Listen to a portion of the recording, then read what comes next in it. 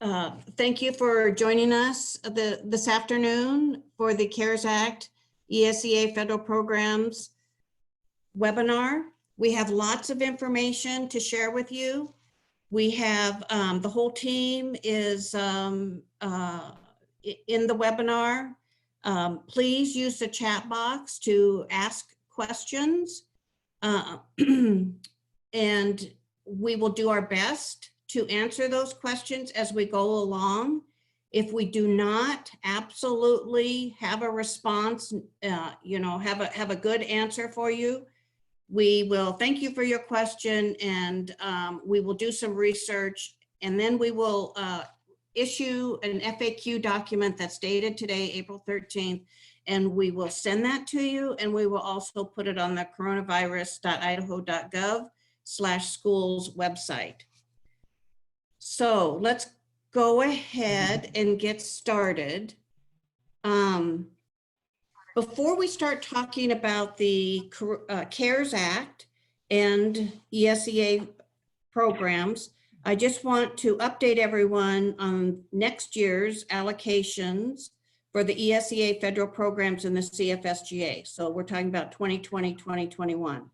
Alexandra from federal programs and Anthony in the special ed department are awaiting the free and reduced data from IT before they can finalize the allocations for next year. You may recall that the March IC deadline upload was extended from, I believe it was March 20th to April 3rd. As of last Wednesday, there were still 3 LEAs that have not uploaded their March IC data. So we are just waiting to finish that and then for IT to scrub the data, do what they need to do. And then Alexandra will finish her calculations for the allocations for 2021 for all of the ESEA federal programs and get those uploaded into the CFSGA later this month. So let's start by talking about the CARES Act fund allocation. So the Coronavirus Aid, Relief, and Economic Security, or CARES Act, was signed into law on March 27th. And there are 2 K-12 funding pots. There's the Elementary and Secondary School Emergency Relief Fund, and there's the Governor's Emergency Education Relief Fund. For the purpose of this webinar, I will focus on the Elementary and Secondary School Emergency Relief Fund. Now that's a mouthful. For anybody who thinks CFSGA, the Consolidated Federal and State Grant Application, was a mouthful, well, here's another mouthful. So I'm often going to refer to this as just the Relief Fund instead of saying the whole thing, Elementary and Secondary School Emergency Relief Fund. I'll just call it the Relief Fund. So what does this relief fund mean for Idaho? Idaho's estimated allocation is right under $48 million. And although these funds are allocated based on the Title I-A formula and they're proportional to the current year, 2019-2020 Title I allocation, they are not Title I funds. They are, again, relief funds. These are additional funds. These relief monies are considered current year funds, so they're considered 2019-2020 funds, and they will be available for obligation through September 30th, 2021. The SDE will apply for a tidings amendment to add an additional year to obligate these funds until September 30th, 2022. It's important to note that these funds are not subject to the ESEA Title I-A 7% school improvement set aside. This means there is not a separate CARES Act allocation specifically for Title I-A comprehensive support and improvement schools. Comprehensive support and improvement up schools, the underperforming schools, will continue to be supported through the annual ESEA Title I-A school improvement funds. let's take a look at what this does mean for the LEAs. I'm trying to, whoops. Trying to make this picture box a little bit smaller. Okay, there we go. All right, Idaho's estimated 47,855,000. Out of that, 90% will flow through directly to the LEAs, and 10% will be set aside at the state level for administration, grants, and emergency needs. It's important to note that these relief funds are in addition to what LEAs already have for their federal programs in 2019, 2020, and what you will receive to run your programs next school year. These are additional funds. What else does this mean for LEAs? Alexandra developed a draft spreadsheet calculating relief fund allocations for LEAs. She divided the amount of relief funds, which is that $43 million. She divided that by the current year Title I-A state allocation of almost $53 million. And this comes out to 81.344%. So this means that LEAs will receive relief funds that are approximately 81.344% of each LEA, of what each LEA received in the current year under Title I. So in essence, you could take your Title I-A allocation for the current year, 2019-2020, multiply it by 81.344%, and that will be your approximate amount for your CARES Act Elementary and Secondary School Emergency Relief Fund. Once the LEA receives these relief funds, the funds may benefit any school in the LEA regardless of the school's Title I-A status. Funds may be used on district-wide activities and/or benefit any individual school. These funds are not subject to supplement, not supplant requirements. And again, just a reminder that these are not Title I-A funds. So what can you do with these funds? These relief funds are very, very flexible. There are 12 areas identified in the law for using these funds. The first one being any activity authorized under ESEA, IDEA, the Perkins CTE grant, the Adult Ed and Family Literacy grant, and the McKinney-Vento Homeless Assistance Grant. These funds may be used to coordinate LEA coronavirus preparedness and response. They can be used to provide principals and other school leaders with the resources necessary to address school needs. They may be conducted specifically for activities to meet the unique needs of low-income children, children with disabilities, English learners, racial and ethnic minorities, students experiencing homelessness, and foster care youth. And this can include outreach and service delivery for each of these populations. These funds can be used to develop and implement procedures and systems to improve preparedness and response efforts to the coronavirus. They can be used to provide training and professional development specific to sanitation and minimizing the spread of infectious diseases. They can be used to purchase supplies to sanitize and clean facilities. And they may be used to plan for and coordinate long-term closures.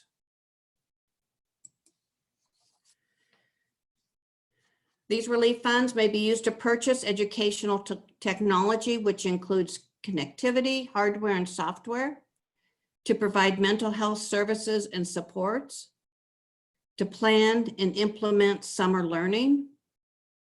And if all of these aren't flexible enough, it also includes other activities to maintain LEA operation and to continue employing existing LEA staff.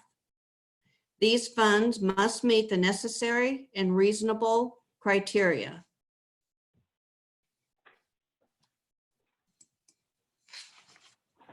What we don't know yet is if expenditures are retroactive to the beginning of the crisis or beginning March 27th when the act was signed into law. We have submitted this question, but we do not have a response yet. So we've talked a lot about how to use the funds, but Idaho does not have the relief funds yet. We are still waiting to receive the application to apply for funds from the U.S. Department of Ed, which by law states we need to receive it by April 26th. Federal Programs is committed to completing the application for funds as soon as we receive it. And then once Idaho's application is approved by the U.S. Department of Ed, and they do have 30 days to approve it, we will get the funds out to you as soon as possible. The waivers, which we'll talk more about in just a minute, have all been approved within 24 hours, within one business day. So even though the CARES Act law says that the U.S. Department has 30 days to approve an application for funds, we are all hoping that it takes a lot less time than that. The law does not specifically require an application from LEAs. However, because there will be reporting requirements connected to receiving these funds, we are considering a brief LEA application for this purpose.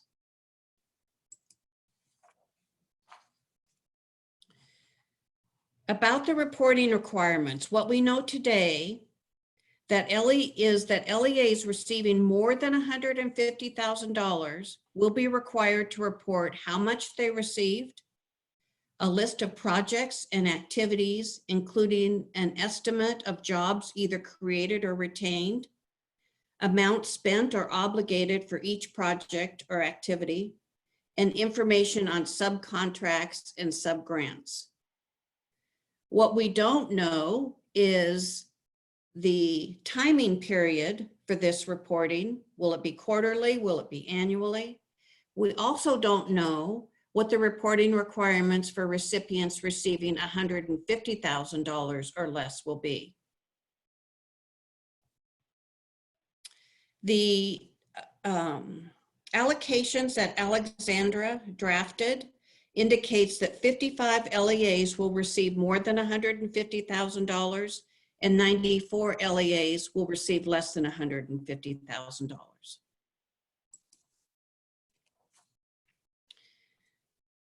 On March 20th, Secretary DeVos released the first set of waivers, providing flexibility with assessment and accountability.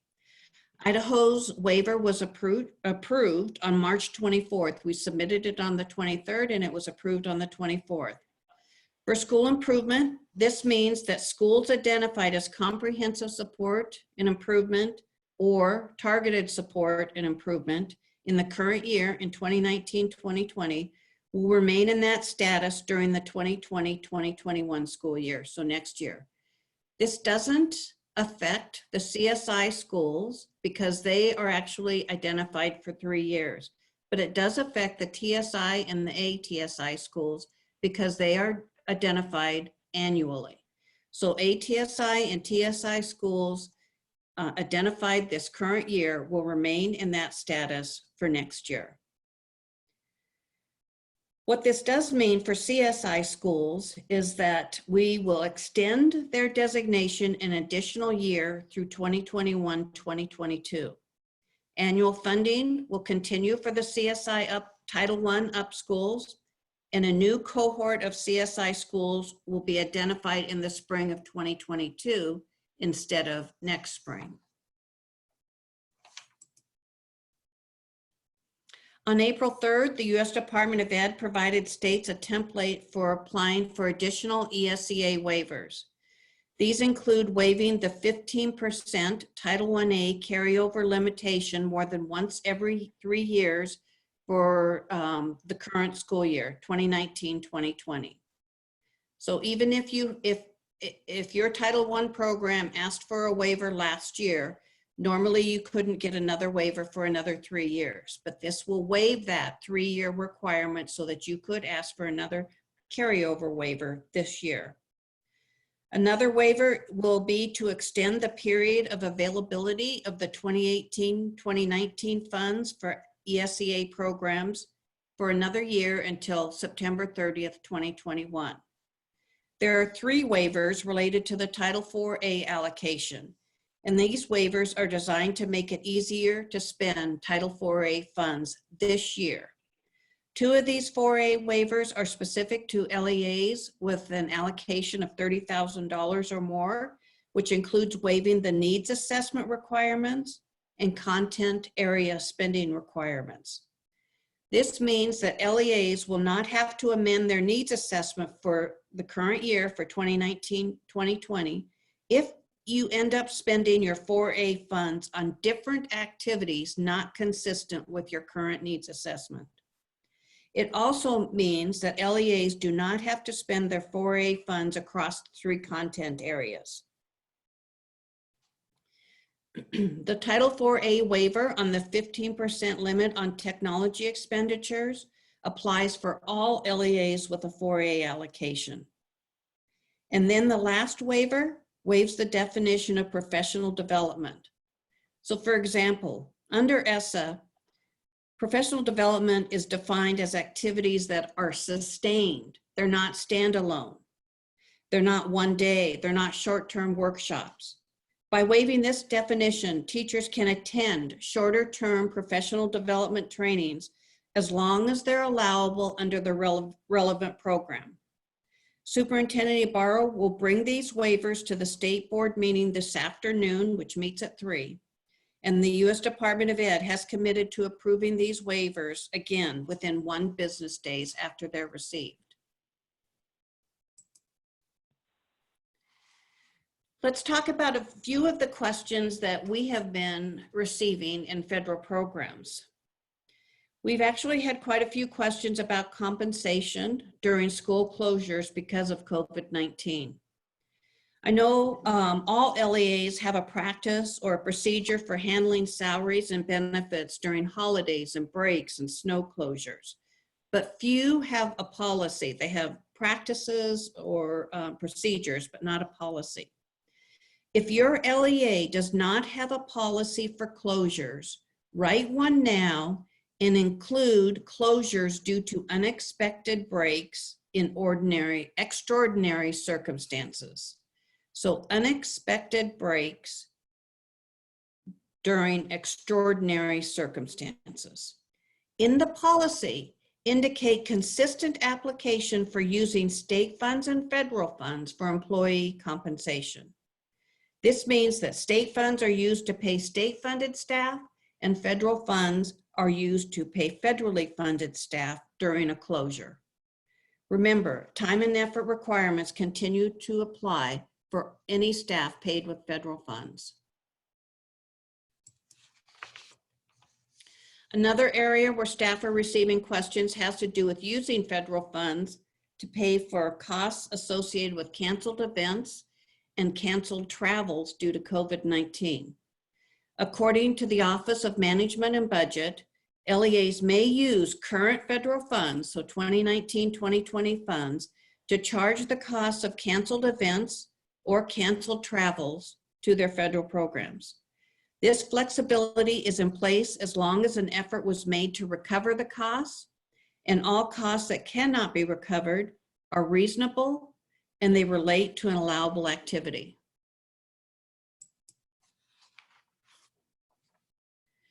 All reasonable carryover requests from the current school year, 2019-2020, will be approved for all ESEA programs. Remember, this includes the Title I with the waiver that Idaho is submitting this to the state board this afternoon and hopefully tomorrow to the U.S. Department of Ed. Carryover requests for all of the ESEA federal programs will be approved through the comments section of the CFSGA for each one of the programs. So in the request, in the CFSGA comments section, identify how much you need to carry over for that program and the reason. And an example of the reason would be due to school closure because of COVID-19. Just a reminder that carryover limits for each of the ESEA federal programs will be in place again at the end of next school year.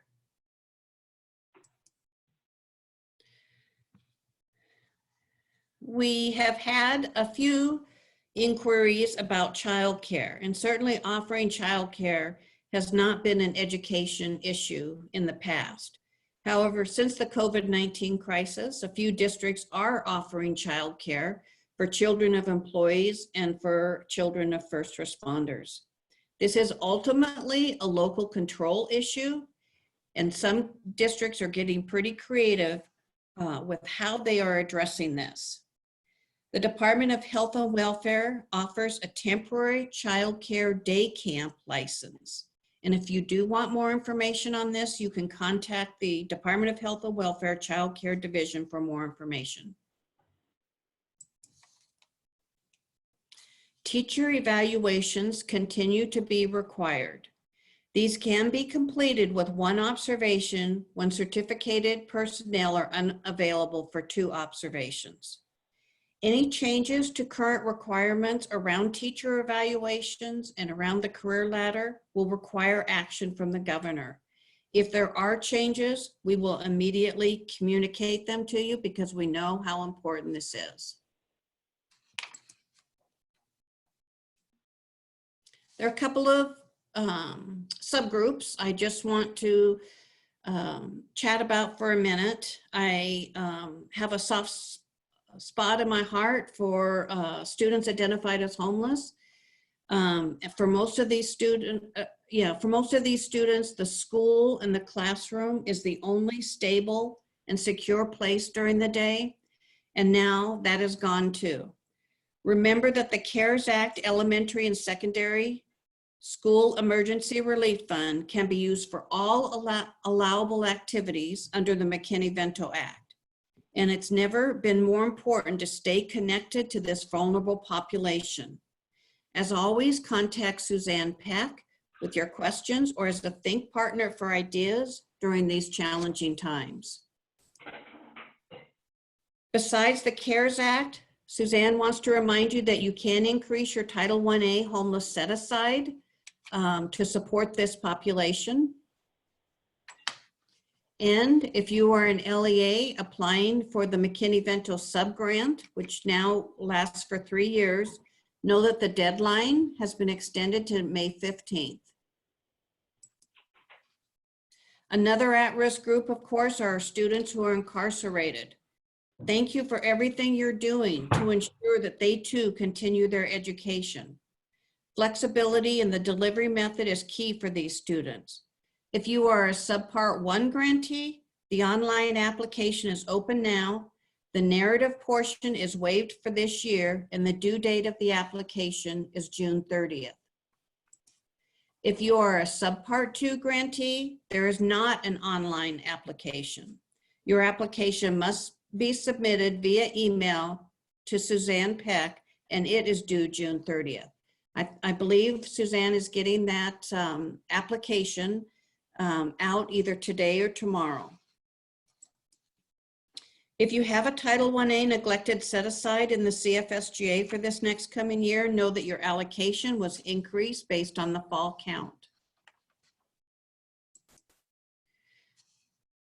The coronavirus.idaho.gov/resources-for-schools is the place where we are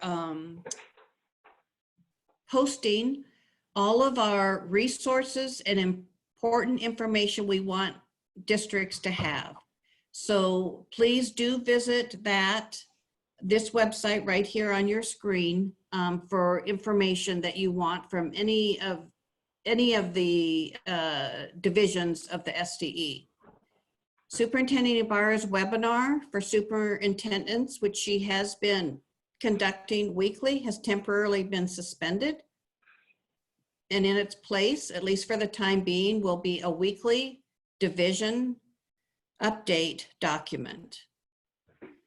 The Idaho State Board of Education continues to have its special board meetings on Mondays at 3 o'clock. And you can access that at this facebook.com /IDSBOE/.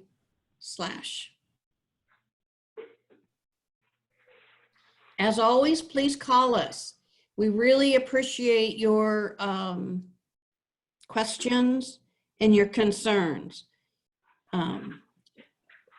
Federal Programs had a Zoom meeting this morning, and there were a lot of concerns that staff are hearing from you out in the field. A lot of concerns were shared, and we just appreciate so much you letting us know kind of what the pulse is and where we can direct our support and what resources we can share with you. So please contact us anytime, email or phone or through meetings, and because we want to support you. Really appreciate you joining us today. For some reason, I can't see the chat box. So Michelle Purr, I'm not sure if you can help out here, but I'm interested to know if there have been any questions that we could answer either while we're on the webinar, and we will also produce an FAQ document that we'll get out to you.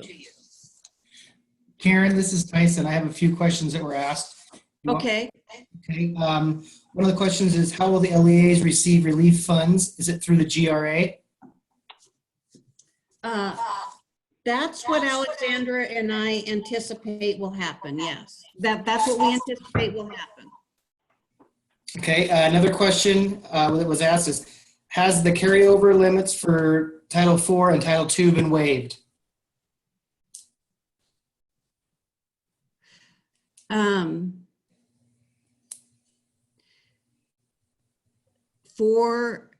For this, for 2019-20, going into the next fiscal year, we, as a federal program, we are waiving any reasonable carryover request for Title II, and that includes Title II and Title IVA.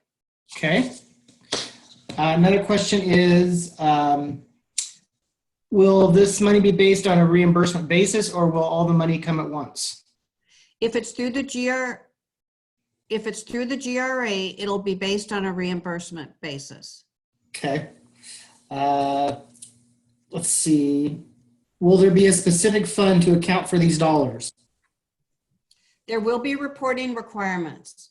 We aren't sure exactly what those are yet. We do know that for recipients receiving $150,000 or more, it'll be how much they receive, what projects and activities, including what jobs were retained with those funds, how much for each of the projects and activities, and then some information about subcontracts and subawards. Okay. One question was asked, is the IRI testing waived? That's a great question. We will answer that in an FAQ. Okay. And then one last one that I have is, somebody asked, explain the time and effort a little more. Oh, sure. So any staff person receiving $1 in salaries and benefits or through a stipend must have some acknowledgement of that. So for example, a PARS, a personnel activity report, or a semi-annual certification. They're a time card. In essence, it's a time card. So any staff you pay with federal funds must be documented through some sort of a time card, and we have examples of that. So if you want more information, you can contact Brandy Scott, and she can provide you with some examples.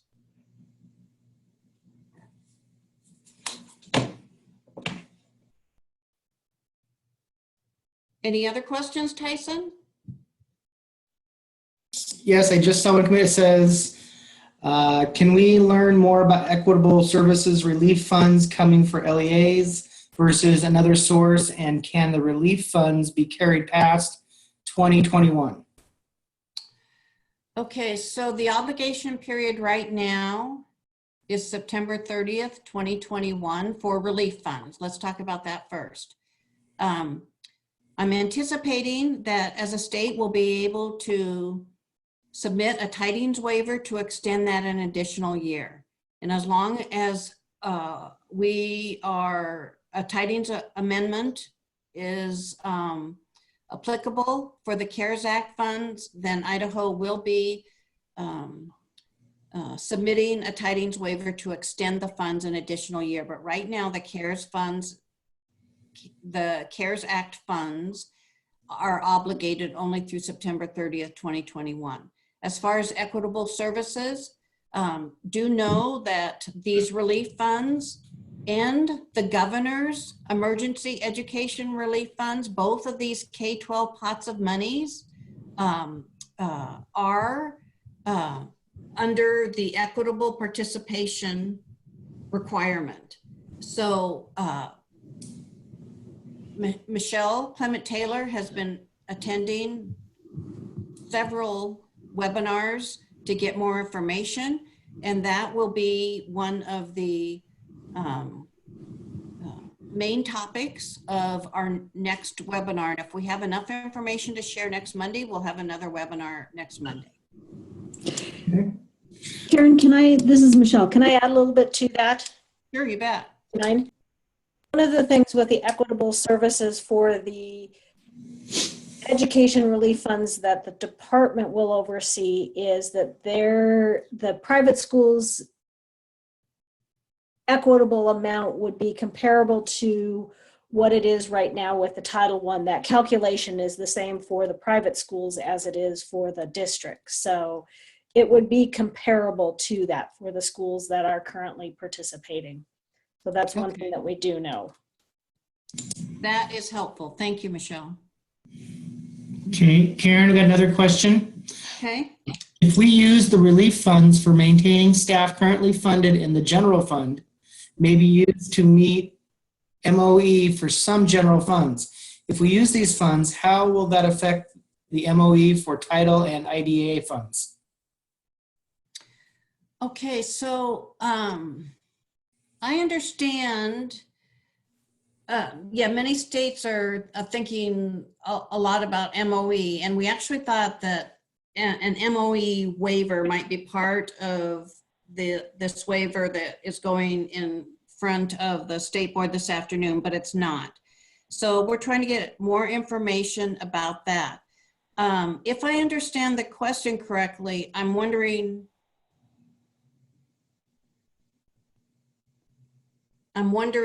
why. Okay, I think rather than say anything, I'm just want to see the question in writing, and then we'll do a little bit of research and respond through an FAQ. Okay. Another question, can CARES money be carried over? We understand Title I can be carried over, but what about CARES? Is that the same? CARES needs to be obligated September 30th, 2021. So we are going to try to extend that an additional year, September 30th, 2022, which means you would be able to carry it over. But we would have to apply for a tidings amendment in order to do that. And we don't have that information yet. So right now, the CARES Act money has to be obligated September 30th, 2021. So that gives districts about a year and a half right now. We'll extend that if we can. Okay. Karen, where will this webinar be located once we're done so that people can go back and listen to it again? We will post it at the coronavirus.idaho.gov schools link, and then federal programs. So if you go to coronavirus.idaho.gov, click on the schools link at the top there, and then scroll down to federal programs, we will archive it there. Okay, good. Let me see here. There's another one. So this one goes back to that where this funding can be placed. So it says, so we run the expenditures through general funds and we do make a specific line item. I believe that that's how the GRA funds are reimbursed. Yes, you pay for it yourself first, and then you ask for reimbursement. Again, we don't have that 100% cleared that it's going to be through the GRA, but if it does go through the GRA, like what we are anticipating, then that's how it would work. And if it did go through the GRA, would it be fund code 251? No, you need, thank you. You would need to have a different index code because these are not Title I funds. 251 is Title I. So Exactly. you would want a different This index. is Alexandra. I don't know if you can hear me. Yes. Yeah. I actually have an email out to check on this. I know that there are other fund codes available that they're in the 250 family. And I don't know if anything in that area is available that you could use. I'm also checking if it could be done as a sub fund, you know, just a different layer, 251 XXX, where you would record your CARES funds. So I'm waiting on some clarification on that. And I guess we'll put out the FAQ and then we can list that information in the FAQ. Yes, because I would imagine this would be a fund that everybody would use similarly, like all districts use 251 for Title I. Yes. So thank you, Alexandra. We will do a little bit more research. It sounds like Alexandra is already on top of it, trying to find out this information, and we will respond in an FAQ. Okay. Karen, here's another good question. It said one of our charters wanted to apply for title funds for the upcoming year, but declined them last year. Can we support them in some way with these funds? The way the law was written is that the CARES Act is based on the Title 1A formula for 2019-2020. So if for example, Idaho has 6 small rural LEAs that do not qualify to be Title I because they don't have the minimum 10 students that fit in the low income percentage, and they do not qualify. And then we have another 8 LEA charters that either said they didn't want funds or they just didn't respond.